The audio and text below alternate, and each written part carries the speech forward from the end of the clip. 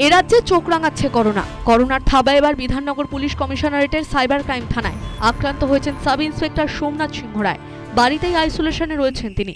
আক্রান্ত হয়েছে 1 বছর 10 মাসের এক শিশু। আশঙ্কাজনক অবস্থায় একটি বেসরকারি হাসপাতালে চিকিৎসাধীন সে।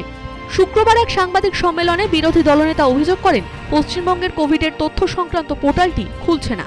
ডেঙ্গির মতো গোপন করা হচ্ছে করোনার তথ্য। এই পোর্টালটা নন ফাংশনিং করে রাখা হয়েছে, যাতে কোভিডের ডাটা না, ওখানে অ্যাকচুয়াল ফিগার না ওঠে। যেমন ডেঙ্গুকে চাপা হয়েছে সংখ্যা, কোভিডের ক্ষেত্রেও তাই।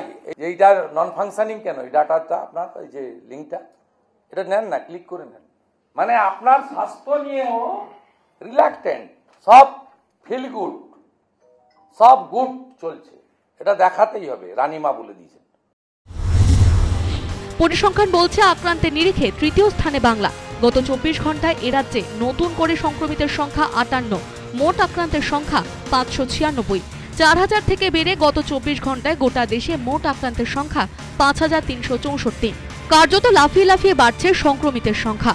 করোনা সংক্রমণের মাত্রা ক্রমশ বৃদ্ধি পাওয়ায় উদ্বেগ প্রকাশ করেছে স্বাস্থ্য মন্ত্রক। করোনা মোকাবিলায় রাজ্যের হাসপাতালগুলিতে অতিরিক্ত অক্সিজেন সিলিন্ডার, ওষুধপত্র সহ চিকিৎসায় প্রয়োজনীয় সকল উপকরণ সংগ্রহ করে রাখার পরামর্শ দিয়েছে কেন্দ্র। দেশের সব রাজ্য এবং কেন্দ্রশাসিত অঞ্চলকে করোনা পরিস্থিতির মোকাবিলায় প্রস্তুত থাকার নির্দেশ দেওয়া হয়েছে।